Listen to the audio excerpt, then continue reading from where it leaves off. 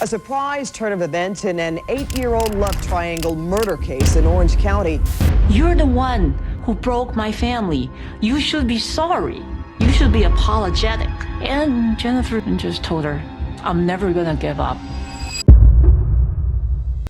You know that horrible sick feeling you get in the pit of your stomach when you suspect your husband or wife might be cheating? That anxious, nauseating sense that the person you love most in this world could be lying and betraying you. Now imagine that terrible gut-wrenching sensation multiplied by 1,000. That's likely just a small taste of the emotional torment Lisa Peng endured when she discovered her wealthy entrepreneur husband was carrying on a torrid affair and had gotten his young mistress pregnant. The green-eyed monster of jealousy can drive people to do unspeakably rash things in the heat of passion. In Lisa's case, the anger and heartbreak eventually boiled over, culminating in her committing an unthinkable act of violence that she may still be paying for to this very day. This is the crazy, sordid, and altogether true story of greed, lust, and cold-blooded murder in an affair gone disastrously awry.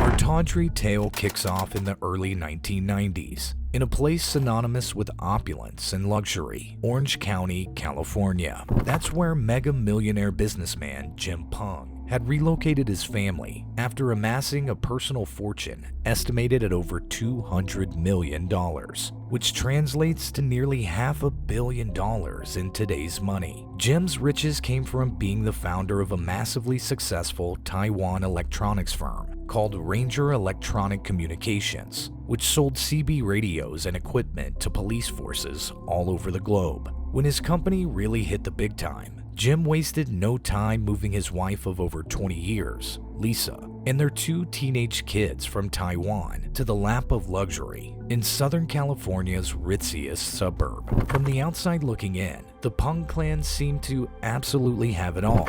A gorgeous multi-million-dollar mansion, the finest cars money could buy, enrollment for the kids at the most exclusive private schools. You name the luxury, the Pengs could easily afford it. But despite all the opulence and trappings of obscene wealth, storm clouds were brewing behind the closed doors of the seemingly picture-perfect family. You see, on one of his frequent business jaunts back to mainland China in 1992, middle-aged Jim Peng, then 49 years old, had met and became utterly smitten with a young, beautiful hotel employee, barely out of her teens, named Jennifer G. At just 24 years old, the statuesque Jennifer was the polar opposite of Lisa, younger, taller, and far more glamorous. The hotel was having some kind of performance outdoors, and people were all out there in the courtyard watching. Jennifer is very tall, and Jim was maybe 5'6". So Jennifer was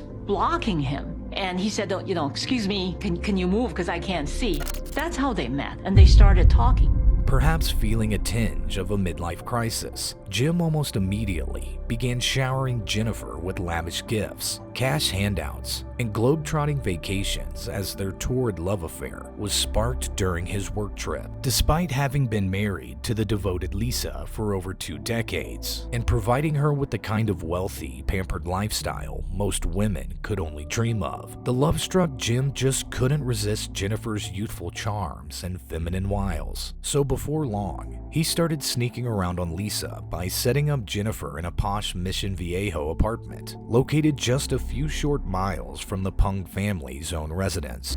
In the span of maybe 7 or 8 miles, you have 2 different women who both have Jim Peng as the father of their children, and but neither of these women know fully what's going on. Is second life for him. This is a guy that's leading 2 different lives.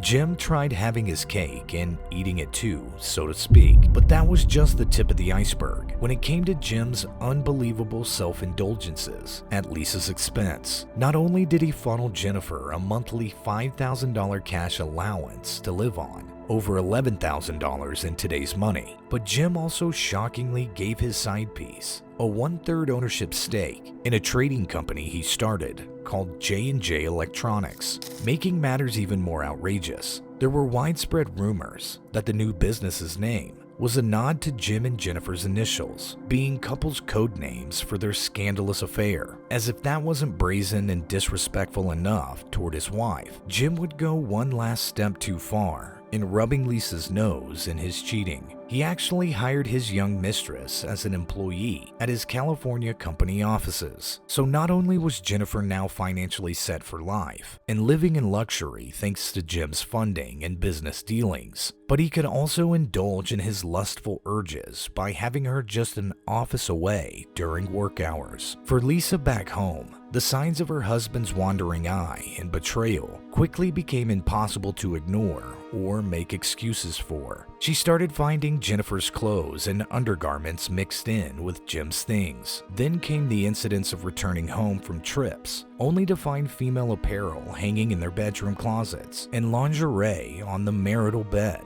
When confronting the brazen Jennifer about the indiscretions, Lisa was allegedly told, "Don't be so sure this will be your house for too long." Despite Lisa's impassioned pleas for her husband to end the affair and fire his mistress from the business, the besotted Jim refused to cut ties with Jennifer. An enraged Lisa then took the drastic step of slashing up all of Jennifer's clothing she found. But still, the defiant Jennifer refused to go away quietly and continued flaunting her affair with Jim by repeatedly leaving her belongings at his house when he and Lisa weren't home. With her anger and jealousy undoubtedly reaching a boiling point, there were now serious questions as to whether the homemade drama could end peacefully or in tragedy. Those questions appeared to be answered in horrific fashion on August 18th, 1993. It was on that fateful summer day when the Pungs' long-simmering marital clash over Jim's infidelity finally reached its grisly climax. Upon returning from yet another overseas business trip, the disgraced Jim went to check on Jennifer and their newborn son at her apartment, only to find them both dead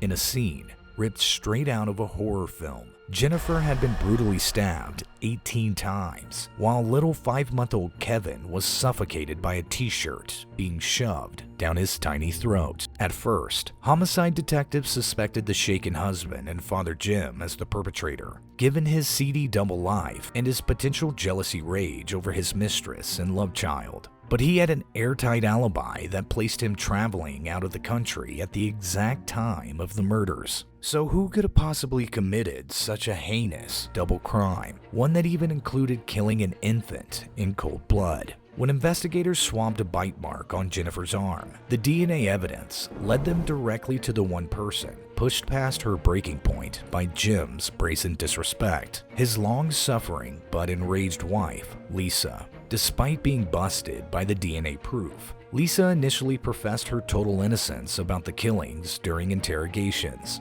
That's when police convinced Jim to try gently coaxing a confession out of his distraught spouse while recording their conversation in Mandarin Chinese without Lisa knowing. In a stunning twist, Jim's seemingly innocent tactic worked like a charm, with Lisa blurting out an admission of guilt that would eventually land her in prison. Desperately begging his wife to tell the truth, Jim asked her point blank, "Why did you kill her? Why did you stab her?" To which Lisa tearfully blurted out, "She fell on the knife," during what she claimed was a violent argument and struggle at Jennifer's place. With her taped admissions and the damning DNA evidence, prosecutors charged Lisa with the cold-blooded double homicides. What followed were years of high-drama courtroom battles, with the first trial resulting in a hung jury, as people were torn over whether Lisa was a cold-blooded killer or simply a scorned, broken-hearted wife driven to madness after being egregiously disrespected and humiliated by both her unfaithful husband and his arrogant mistress. Some felt that while her actions were unforgivable, she never would have snapped had Jim not engaged in such brazen infidelity right under his family's noses. In the second trial, however, Lisa was ultimately found guilty on 2 counts of murder and handed the maximum sentence of life in prison without parole for the grisly slayings. It seemed justice had finally been served in the salacious, sordid saga that had captivated international attention thanks to its lurid mix of wealth, lust, and cold-blooded violence. But incredibly, just when it looked like the book was finally closed on the tragic tale, a series of legal stunners reminiscent of the O.J. Simpson case occurred. First, in a 1999 appellate court shocker, Lisa's murder convictions were thrown out on the grounds that she had been improperly interrogated by police and that her damning taped admissions never should have been admitted as evidence. This time, prosecutors allowed Lisa to plead guilty to voluntary manslaughter charges in exchange for an 11-year sentence before being deported permanently from the U.S. The agreement acknowledged that while her actions were criminal, Lisa had been pushed to the breaking point after extreme emotional distress and provocation. As for Jim, the entire sordid affair essentially ruined his life and reputation too.